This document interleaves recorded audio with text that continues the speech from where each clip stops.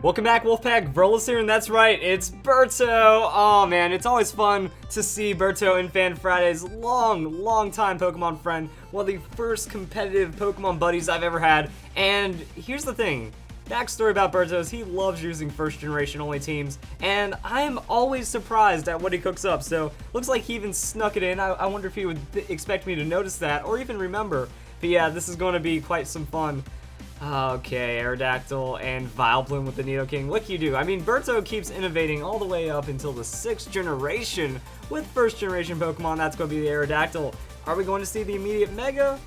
It's even got the Unnerve, and we're going to see the Taunt. So, Taunt, Aerodactyl, Anti-Lead. That's already pretty solid right there. Can't use the Toxic, can't do anything it needs to do. Like Curse Set, whatever maybe.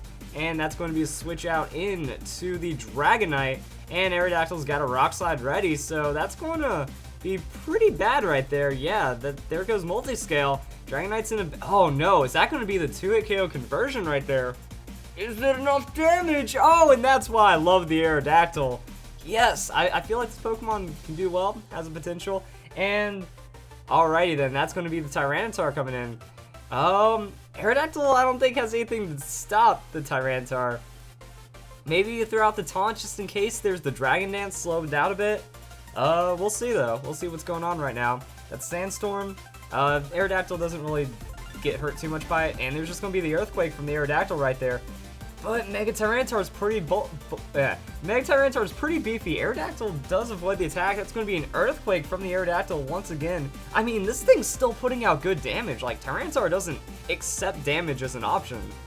And that's going to be Aerodactyl taking that Stone Edge, surviving because Focus Sash. Oh my goodness, this Aerodactyl is just going off. That's going to be the withdrawal into... Ooh, now things start to get pretty interesting because, yeah, he's anticipating the Taunt, probably, the opponent right there. So, a little bit of damage, you know, you get full defensive tank on the Umbreon. And you throw out the Taunt because you don't want it to start setting up Curse, but all Umbreon has to do is throw out Payback, and it's going to be good to go right there. So Aerodactyl's going throughout the Taunt. You know, I feel like the opponent's going to definitely read on this one. Oh, wow, can't use the Wish. He actually went for the Wish Protect, or not Wish Shield, but just the Wish Pass onto the Tyranitar potentially. Or, you know, just whatever, Wish switching. Either way, you know, there's a little bit of shutdown right there. Aerodactyl's got the Rock Slide. Are we going to see a flinch? Are we going to see some shenanigans? Critical hit, but there's the Payback. There's that damage option. Looks like the opponent really wanted to try to get that Wish off, so, I mean... Wish Toxic Payback. Interesting set right there. You can still use that on the Curse. Yeah, sometimes you see the Moonlight, but since he does have the Tyranitar, bringing Moonlight on that could be pretty bad. And there's the Vileplume. Alright, so Vileplume can do things. Or maybe it's just a bit offensive. I don't know what that Umbreon is. It can run all kinds of sets, but man, Vileplume did not take any damage. It's got the Moonblast. That's going to be some good damage onto the Umbreon. Umbreon, though, it's taunted. Like, it doesn't get to heal unless that taunt wears off this turn. I think it's next turn though. So, oh wait, taunt wears off this turn. Alright, well that answers my question. He's got the Protect. So, Wish Protect on that Toxic, so it looks like just lead Payback for damage and stuff. Gets the Protect. I think he's going to Clutch Survive this one.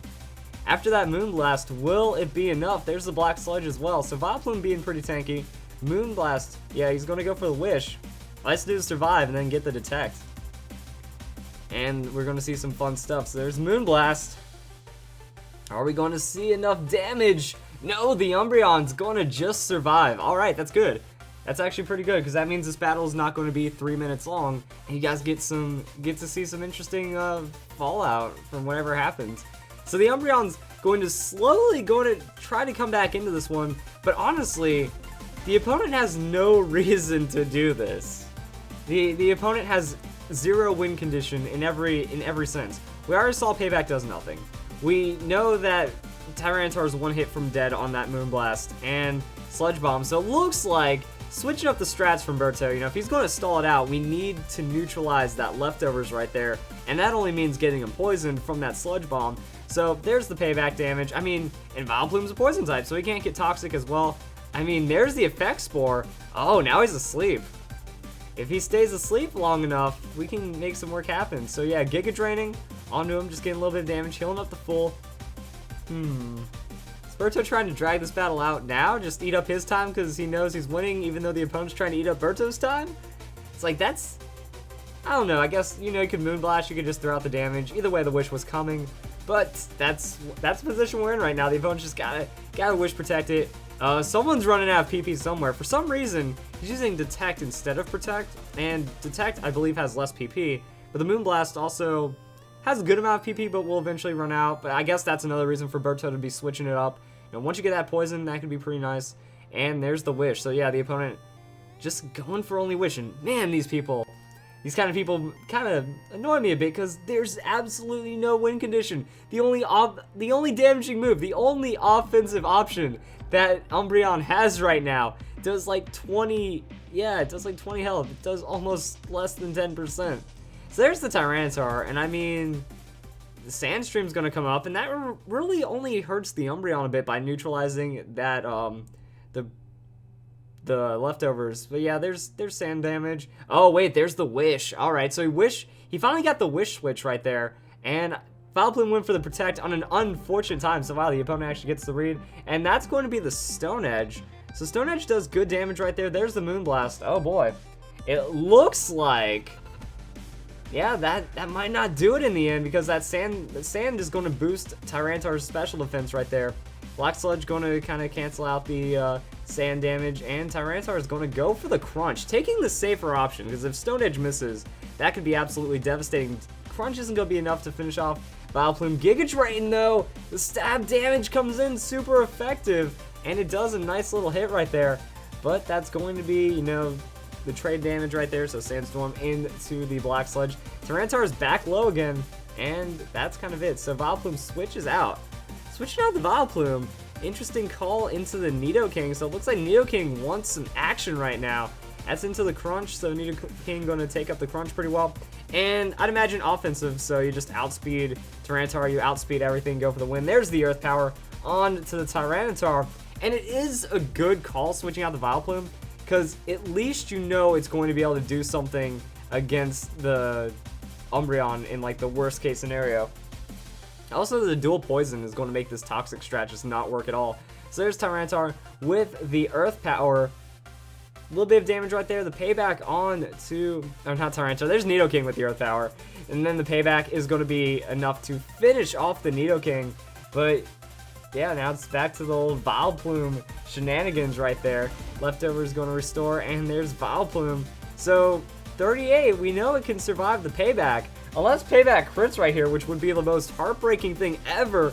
Nah, I don't even think a crit would knock it out. That's only 19 damage on a normal hit. So there's the Moonblast, a little bit of health right there.